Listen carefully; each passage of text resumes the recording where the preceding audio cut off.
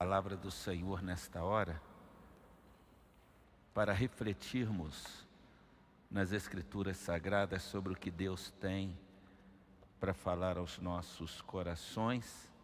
Lucas no capítulo 8. Lucas no capítulo 8, eu dou como tema para essa mensagem: Jesus pode mudar a tua história. Amém ou não? Jesus pode mudar a tua história. Fala isso para a pessoa que está do teu lado aí. Jesus pode mudar a sua história. Com certeza Ele já mudou a história da maioria dos que me ouvem nesta hora. Mas aqui em Lucas no capítulo 8, nós vamos encontrar a partir do verso 26, a libertação daquele endemoniado da região de Gadara. Na verdade, era uma região, e o texto sagrado nos diz o seguinte: navegaram a região dos Gerasenos, ou Gadarenos, tem o mesmo significado, que fica do outro lado do lago, frente à Galileia. Eu vou ler só este versículo de início para fazer um paralelo com você sobre o que vem um pouco antes. Esta história real, ela é contada por Marcos, por Mateus, por Marcos e por Lucas, nos chamados evangelhos sinópticos ou os evangelhos similares. E é interessante a gente observar que esses evangelistas, eles repetiram a mesma história, dada a importância dessa história. Porque Jesus, quando a gente lê os versos anteriores, nós vamos verificar que ele teve um dia muito exaustivo, e quando chega a tarde, ele manda os seus discípulos irem pelo mar. E por isso eu leio agora novamente o verso 26, que diz: navegaram para a região dos Gerasenos. E aí você agora, um pouco atrás, olha o verso 22. Certo dia, Jesus disse aos seus discípulos: vamos para o outro lado do lago. Eles entraram num barco e partiram. Enquanto navegavam, ele adormeceu. Abateu-se sobre o lago um forte vendaval, de modo que o barco estava sendo inundado, e eles corriam grande perigo. Os discípulos foram acordá-lo, clamando: mestre, mestre, vamos morrer. Ele se levantou, repreendeu o vento e a violência das águas. Tudo se acalmou e ficou tranquilo. Onde está a sua fé? Perguntou ele aos seus discípulos. Onde está a fé de vocês? Por que Jesus faz essa pergunta aos seus discípulos?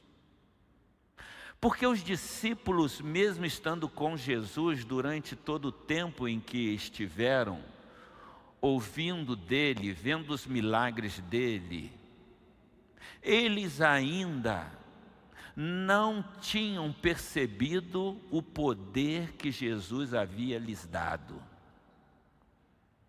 Porque Jesus havia soprado neles do seu Espírito. E quando Jesus diz para eles que eles não tinham fé, onde está a fé de vocês? É porque os discípulos não se aperceberam que aquela não era uma tempestade comum. Aquela era uma tempestade movida por Satanás. E os discípulos não se aperceberam disto. Fez-se um grande vendaval, eles estavam correndo risco, e Jesus, quando é acordado, interpelado pelos discípulos, ele pergunta a eles: onde está a fé de vocês? Em outras palavras, por que é que vocês me incomodaram? Vocês podiam ter repreendido o vento impetuoso, a tempestade. Se você crê em Jesus de verdade, você não imagina o poder que você tem na sua vida. E muitos às vezes se intimidam diante das tempestades da vida, por desconhecerem este fato que Jesus chamou a atenção dos seus discípulos. Nós precisamos discernir as tempestades que vêm sobre nós, se são de cunho natural ou se são de cunho espiritual, e neste contexto era de cunho espiritual. E por qual razão? Porque Jesus diz aos seus discípulos assim: vamos para o outro lado do lago. Eu preciso ir para a região dos Gerasenos ou dos Gadarenos. E sabe por que Jesus queria ir para lá? Porque ele sabia que lá estava alguém dominado por Satanás e precisava ser liberto. E ele vai, e o diabo agora, querendo impedir a sua ida, ele promove aquele mal. E nós às vezes não discernimos, e até subestimamos o poder de Satanás. E precisamos discernir os espíritos, se a coisa é de Deus ou se é do maligno. E neste caso, está comprovado pelo contexto que aquela tempestade podia ser repreendida pelos seus discípulos, como foi por Jesus, porque eles tinham o poder do Espírito Santo nas suas vidas. Amém ou não, amados? Estão entendendo? Diga para a pessoa que está do teu lado: você tem um poder maior do que você imagina. Diz para a pessoa que está do teu lado: você tem um poder maior do que você imagina. Em você habita o Espírito Santo de Deus. Em outras palavras, Deus habita em você, meu amado. E você tem todo o poder contra o mal. Todo o poder. Porque não é teu. É o poder de Deus na tua vida. E Jesus então, agora voltando a partir do verso 26, continua o texto sagrado. Verso 27. Quando Jesus pisou em terra, foi ao encontro dele o endemoniado. O endemoniado vai ao encontro de Jesus, porque ele era daquela cidade. Fazia muito tempo que aquele homem não usava roupas, nem vivia em casa alguma, mas morava nos sepulcros. Morar no cemitério é coisa de endemoniado, né? Quando viu Jesus, gritou, prostrou-se aos seus pés e disse em alta voz: que queres comigo, Jesus, filho do Deus Altíssimo? Ele reconheceu que Jesus era o Filho de Deus. Rogo-te que não me atormentes, porque os demônios sabem que terão um dia para juízo e condenação eterna e serão para sempre atormentados. Em outra tradução vai dizer: rogo-te que não me atormentes antes do tempo, porque há um tempo determinado. em que os demônios serão condenados, porque a Bíblia diz que o inferno não foi feito para o ser humano, o inferno foi feito para Satanás e os seus demônios. Mas o ser humano que rejeita Jesus, ele se equipara aos demônios, porque os demônios rejeitaram. E eles agora estão dizendo: por que me atormentas? Pois Jesus havia ordenado que o espírito imundo saísse daquele homem. Muitas vezes ele tinha se apoderado dele, mesmo com os pés e as mãos acorrentadas e entregue aos cuidados de guardas, quebravam as correntes e era levado pelo demônio a lugares solitários. Nós às vezes subestimamos os poderes dos demônios, mas eles são muito poderosos. Na quarta-feira, e Deus colocou essa mensagem no meu coração por causa de um episódio após o nosso culto na quarta-feira. Uma mãe me chamou com uma criança no braço e ela disse assim: pastor, esta minha filha tem um problema que nada cura. E eu olhei os olhos daquela menina, os olhos esbugalhados assim, cheios de infecção.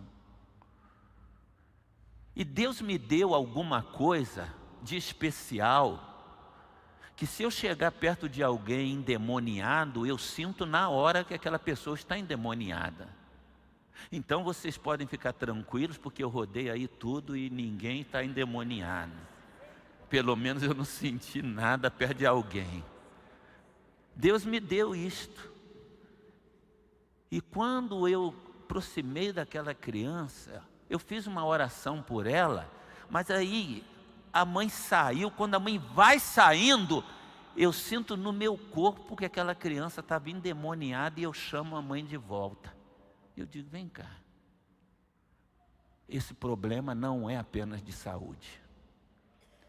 Esse problema dela, e eu tenho convicção disso, é um problema de demônios que estão atormentando.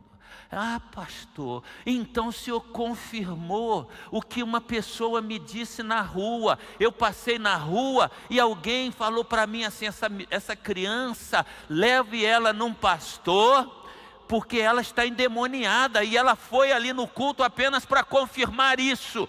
E eu falei: é necessário muita oração e jejum, porque demônios que se apoderam de criança, e se apoderam, porque Jesus, ele vai curar um endemoniado, no capítulo 9, ele vai curar um endemoniado, e o demônio jogava aquela criança no fogo, jogava na água. E Jesus pergunta para o pai assim: há quanto tempo lhe acontece isto? E o pai diz: desde a infância. Desde a infância. E eu perguntei para aquela mãe: vocês têm alguma ligação com alguma coisa no mundo das trevas? Ela disse: ah, sim, a casa que a gente está era, eu não vou mencionar nome de religião aqui, mas você pode imaginar, era de pessoas que tinham práticas demoníacas. Meus amados, os demônios estão atordoando a vida de muitas pessoas que às vezes estão tratando apenas com médicos, mas não discernem que é um assunto espiritual. Eu chamei aquela mãe novamente e eu repreendi aquele demônio na vida daquela criança e disse para ela: você vai para casa, mas você vai voltar num culto e vai me trazer essa criança e ela vai ser liberta pelo poder de Jesus agora. Nós temos que ter essa confiança em Deus. Nós temos que ter essa confiança em Deus. Há um poder em nós. É o poder do Espírito Santo. Não que alguém seja mais do que alguém. Ninguém é mais do que ninguém. Mas se você é um homem de Deus, uma mulher de Deus, e você busca e confia, amado, Jesus diz: por que vocês têm pouca fé? Por que vocês não repreenderam a tempestade? Essas tempestades têm se abatido contra nós. E Jesus, Ele dá uma prova disso quando Ele acalma o mar e Ele vai à região dos Gadarenos ou dos Gerasenos, e Ele diz para aquele demônio: sai dele, sai dele. E o demônio que dominava aquela vida, ele diz: não, não nos atormente. E Jesus faz uma pergunta intrigante para aquele homem no versículo 30. Jesus perguntou para ele assim: qual é o teu nome? Jesus pergunta para aquele homem: qual é o teu nome? E o homem diz: Legião. Legião, respondeu ele. Ele não diz o seu nome próprio, mas ele afirma que uma legião estava dominando a sua vida. Dizem alguns que uma legião era um número de soldados que faziam parte do Império Romano. E uma legião tinha pelo menos 6.000 soldados. E quando o homem diz legião, não era o homem que estava dizendo, mas era o próprio demônio que estava dizendo: nós somos uma legião que estamos dominando não este homem, mas estamos dominando toda esta região. Vocês já viram que há cidades que são dominadas pelo maligno, há estados que são dominados pelo maligno, há nações que são dominadas pelo maligno. E Jesus, ele entra ali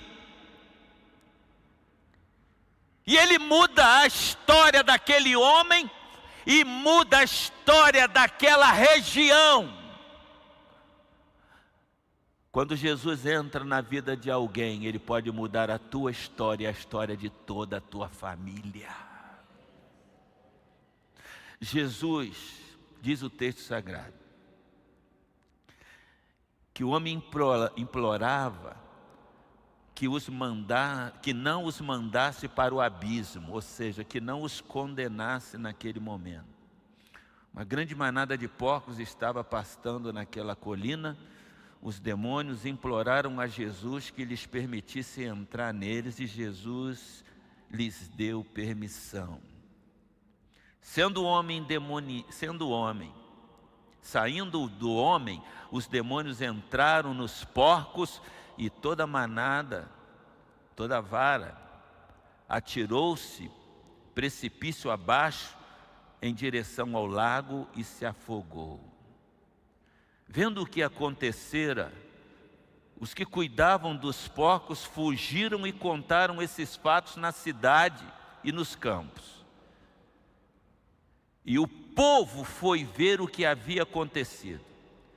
Quando se aproximaram de Jesus, viram que o homem de quem havia saído os demônios estava sentado aos pés de Jesus, vestido em perfeito juízo, e ficaram com medo. Jesus restaurou a vida daquele homem. Jesus trouxe tudo que ele tinha perdido, Jesus trouxe de volta. Ele tinha perdido o tino, ele tinha perdido a sua família, ele tinha perdido a sua casa, e Jesus o reintegra no convívio familiar. Agora, o triste da história é que os moradores testificaram que Jesus tinha feito. Viram o homem em pleno juízo. E o texto diz: os que o tinham visto. Então, o povo da região dos Gerasenos suplicou a Jesus que se retirasse, porque estavam dominados pelo medo. Ele entrou no barco e regressou.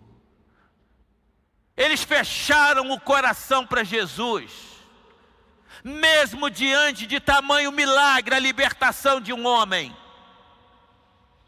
Jesus não força a porta. Se você abrir, ele entra. Se você fechar, ele vai embora. E muitos têm fechado as portas da sua vida para Jesus. É interessante que aquele homem creu em Jesus Cristo. Independente da atitude dos moradores da cidade, Jesus foi embora. O homem de quem havia saído os demônios suplicava-lhe que o deixasse ir. Mas Jesus o mandou embora dizendo, aquele homem queria acompanhar Jesus, mas Jesus disse, não, volte para casa, conte aos seus o quanto Deus lhe fez. Você vai voltar e vai compartilhar o testemunho de salvação que você experimentou. Um dia Jesus mudou a tua história, meu irmão. Um dia Jesus mudou a tua vida e nós precisamos agora contar para outros o que o Senhor nos fez, e o homem obedece. Diz que o homem sai agora pela região e ir por 10 cidades que faziam parte daquela região, e ele começa a contar o que o Senhor havia lhe feito, testemunho de libertação da sua vida. Jesus pode mudar a sua história e pode mudar a história de muitas outras pessoas, se você compartilhar aquilo que o Senhor te fez. É possível que algumas pessoas que me ouvem estejam sendo atormentadas e não têm noção de onde vem, o que é. E você precisa refletir, porque o seu tormento pode ser uma intervenção de Satanás na tua vida, para tirar a tua paz. Nos dias que nós vivemos, mesmo crentes, tem aqueles momentos de depressão, de desilusão, um sentimento de tristeza que nem você mesmo entende. Mas não importa, se você estiver experimentando algum momento assim, meu amado, você tem dentro de você um poder sobrenatural, e você pode repreender todo o poder das trevas que se volta contra você, assim como uma intervenção de Satanás, seja por meio de uma doença, seja por meio de um mal-estar, seja por motivo de uma turbulência na tua família. Há um poder à sua disposição, e você pode dizer como Jesus disse para aqueles demônios, saia deste homem, e os demônios bateram em retirada. Há poder no nome de Jesus, há poder no nome de Jesus. E este poder está dentro de mim, está dentro de você, para libertar aqueles que estão escravizados por Satanás. Quem sabe você que está me ouvindo hoje e tem ainda resistido o toque do Senhor, o chamado do Senhor. Quem sabe seja esta oportunidade de você ser completamente liberto pelo poder do nome de Jesus. Porque se o Filho te libertar, verdadeiramente você será livre. Verdadeiramente você será livre. Vamos orar ao Senhor. Pai, obrigado mais uma vez, Senhor, pela manifestação do Teu poder nesta hora. Poder libertador, poder restaurador, assim como o Senhor libertou aquele homem. E o diabo se opôs para que aquela libertação não acontecesse. Nós sabemos que Satanás tem se colocado como uma resistência à nossa frente, mas o Senhor já o venceu naquela cruz. E em nome do Senhor Jesus, nós podemos vencer toda a seta do maligno, todo o poder do mal, porque há poder no nome de Jesus para curar, para restaurar, para libertar, para salvar. Há poder no nome do Senhor, e o Senhor mudou a história daquele homem e da sua família e de todas aquelas cidades, assim como o Senhor liberta as nossas vidas, e através de nós o Senhor quer libertar a vida de muitos outros. Que não nos falte fé, que não nos falte coragem para levar esse testemunho a tantos quantos não te conhecem. É a oração que te fazemos com gratidão pelo que o Senhor fez na nossa vida, em nome de Jesus. Amém e amém. Glorifica mais uma vez o nome do Senhor, igreja. Aleluia, aleluia, aleluia ao nome de Jesus. E é exatamente por causa deste nome que nós vamos celebrar a nossa restauração, a nossa salvação.